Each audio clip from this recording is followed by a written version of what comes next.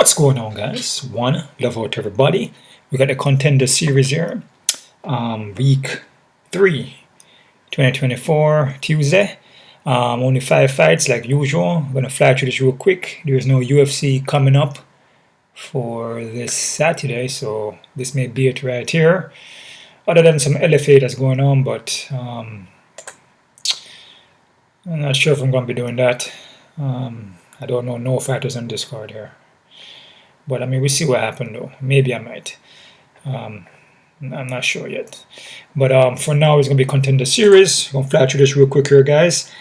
This Contender Series, there will be some underdogs in it. I can tell you that now. And there are going to be some upsets too. This is a pretty tough one to predict, guys. Alright, so I'm telling you, give you a heads up. There are going to be some upsets in this one, man. Alright, very close fights, in my opinion. First fight here, we got Duffy versus Nick Piccininni. Duffy here trains with Andre Philly and Uriah Faber. Crafty guy. Has BJJ, I believe, BJJ black belt, I believe. Been doing it from 9 years old or 4 years old. No, actually, been doing it from 9 years old. And been striking from 12. Scrambles well on the ground. He will look for the submission on you. You know, that's pretty much it. But overall, it doesn't look too bad, right? Nick here is going to be a short notice, I believe, or something like that. I mean, Jack Duffy was supposed to fight Jose Ocho and Mitch Raposo, which is in UFC already. He already signed already. I believe he had a fight already in there. So I'm not sure if Nick here is a short notice probably, which it looks like it. But Nick here trains with DC, one of DC students. Wrestling background, strong wrestling base, has a submission game. What I see from him from the striking though, he is kind of hittable, can get knocked down. But his wrestling is what's actually his strong point, right? This one here, man, this is a 50-50. I believe Duffy possibly can win this fight, but it looks like Nick is putting a lot of work into this fight, and I guess the camp and DC, you know, is his teacher and all these things, and his wrestling looks pretty good, but Duffy doesn't look too bad on the ground either. Has BJJ too. So this is a tough one here, man. I'm gonna go Nick by decision, guys, but it's a 50-50, man. Like I said, it's gonna be, I don't know the odds yet. I'm gonna look at the odds after this, but I know I can look in here and tell you, but I'm just gonna wait till the last minute. But it's even for me, you know what I'm saying? Both guys are pretty good, man. So I'm gonna say decision by Nick, 50-50, not confident, man. Okay, next fighter we got Malcolm Wellmaker versus Adam Bramhald. Malcolm here, he wants to strike, man, and has power in his strike. You know, he pick his shots, but the problem is that there's not a lot of volume from him. You know, can just be moving around, you know, hit you one shot, but the one shots are pretty powerful, right? It's like a one-hitter quitter, right? His opponent here, Adam looks to counter strike. But his chin can be up in the air though, man. But it doesn't really move his head as well. But as moments go by, he gets a little better, and he throws more volume and a lot more combination with his strikes, legs and kicks. He mixed up okay. He doesn't look too bad, and he has a higher pace. He pushes a higher pace, right? And power too. This is a tough. I told you, this card here, this particular Contender series is a tough one, man. The fights are fights in my opinion should be nearly all even. I'm gonna say Adam here. I'm liking Adam because more of a higher pace, more volume. But if Malcolm connects to him, it could knock him out. I mean, just to be honest with you. But Adam doesn't really throw much volume, right? I must say Adam by decision, guys, but I'm not confident either. 50-50, guys, okay? Next fight here. We have Marco Tulio versus Matthew Dulas. This is the next tough one here, man. with Marco here, Marco is making his second Contender Series showing. First one, he went to decision. I guess he didn't like where he looked in that decision. So, you know, if you go to decision in Contender Series, you know, you have to get a finish. Or, you know, push a high pace and look good while getting a decision, I guess. But he's from shoot boxing out there with Charles Oliveira. What I see from him, the thing about this guy here is making his second showing. And like I said, usually the guys who make the second showing, they usually win. You know, and he won the first one. He's more experienced on this guy's side. And Marco's going to be more experienced, man. The BJJ black belt, his striking is so-so. Can be sloppy at times. He does throw overhand.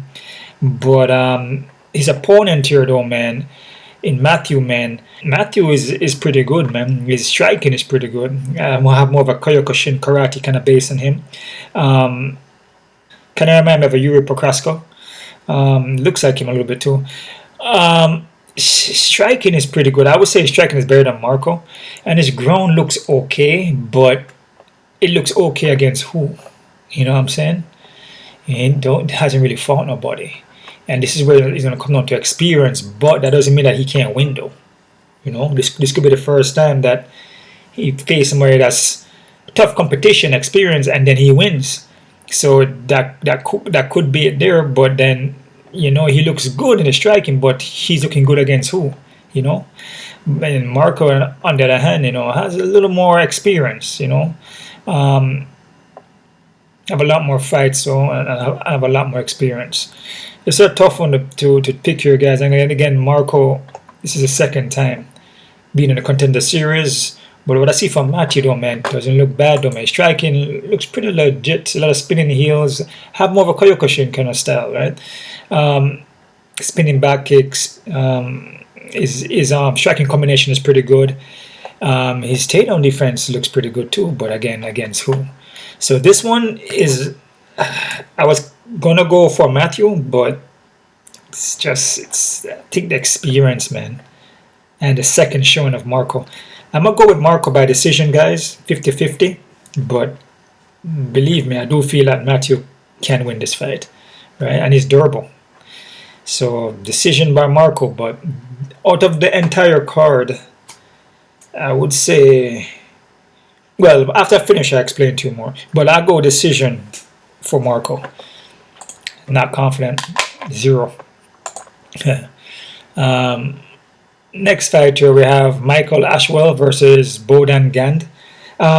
This is Grand's second fight in the Contender Series. You guys remember he got knocked out by Tom Nolan, the first round. But Grand, when you watch him fight, his 2 other fights here, it doesn't look too bad. You know, his striking is not bad. Look, he has a karate base in him too. A lot of spinning heels. Will come into the pocket, go for takedowns, look for the submission. And with Nolan had a massive height advantage on him.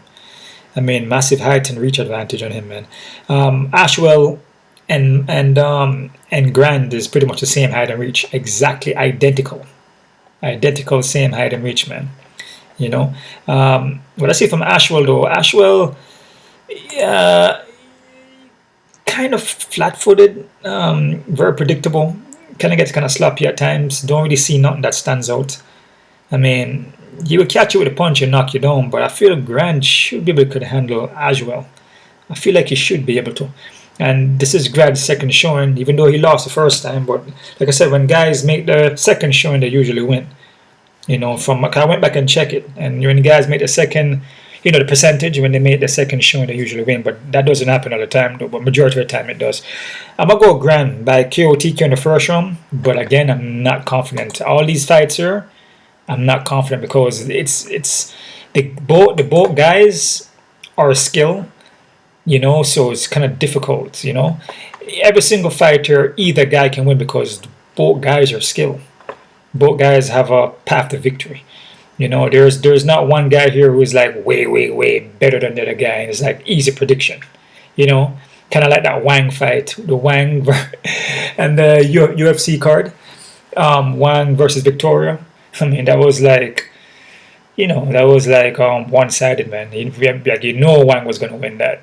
That's not like an even fight.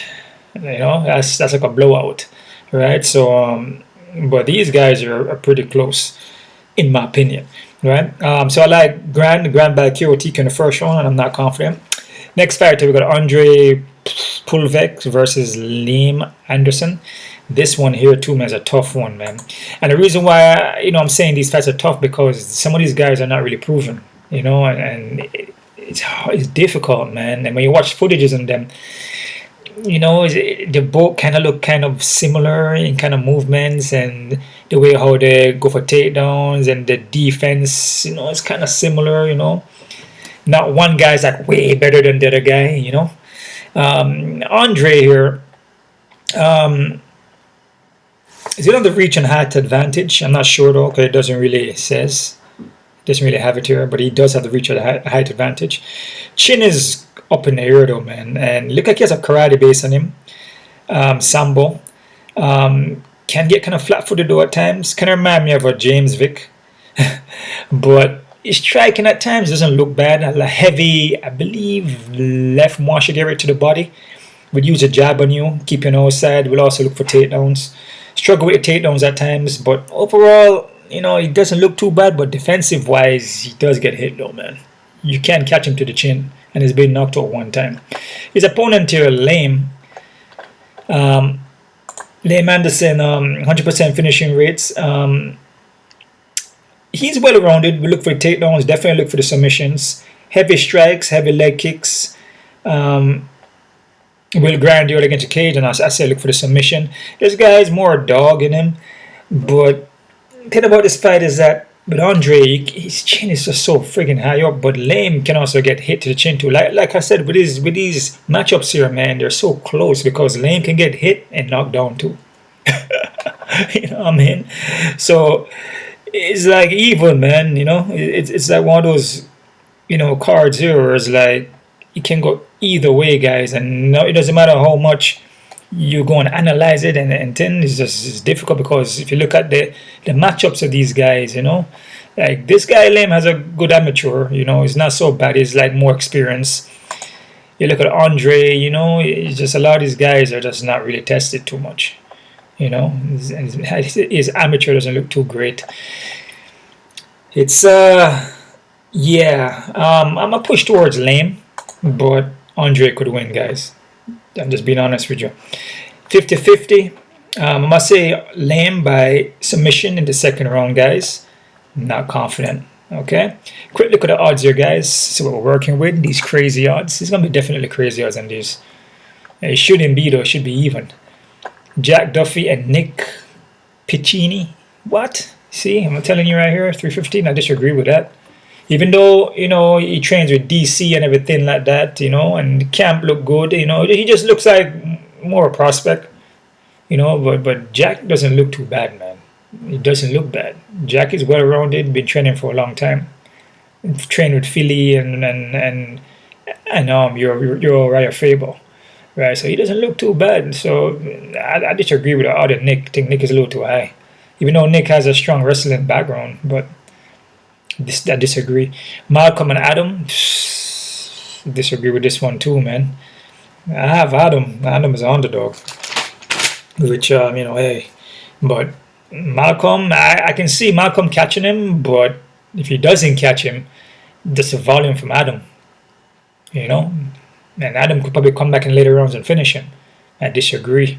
I have Adam as an underdog, so hey, he's great, but it should be even. Marco Tulio and Matthew Dolos. Marco is -445. Damn. Wow, man. Yeah, I disagree too, man, because what I say from Matthew striking him is not bad, dude. He has a good Kyokushin. I feel is good. I feel is very technical.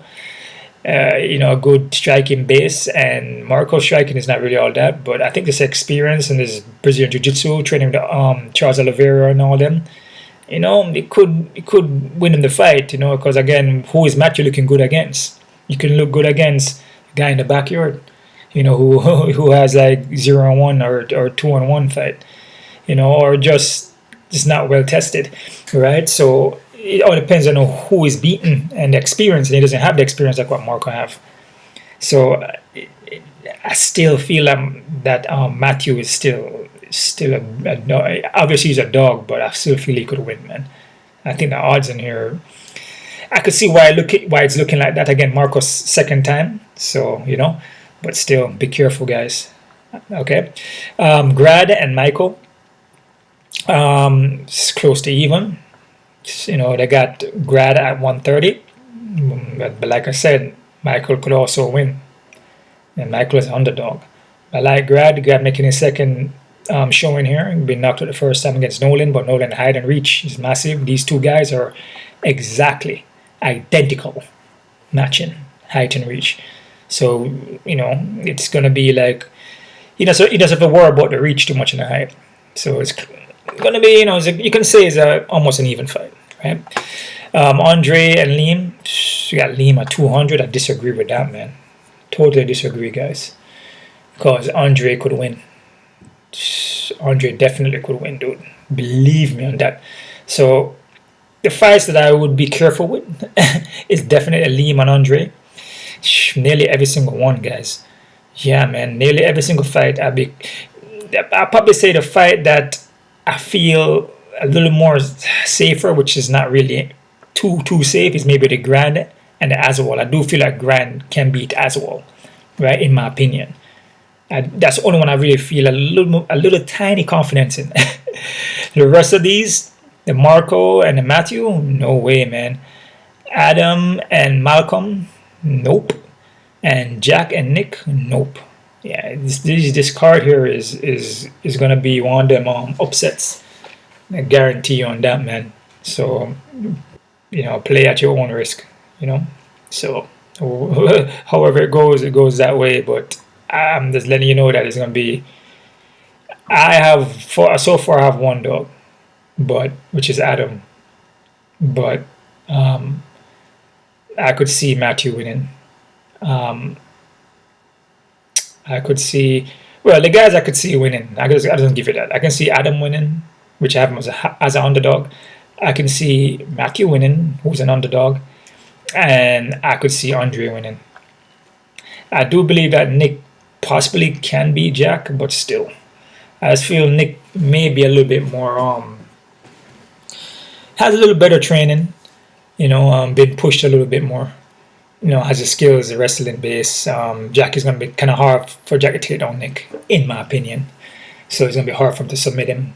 Striking, I mean, Nick, I saw a fight with Nick that he got knocked down in the fight. So I tell you, man, this card, man, just play at your own risk, man. So there's nothing guaranteed here. So yeah, that's about it there, guys. Yeah, and that's pretty much it. There is gonna be an upset card. I can guarantee you on that. So yeah, so that's it right there, guys. I appreciate the love. Don't forget to subscribe.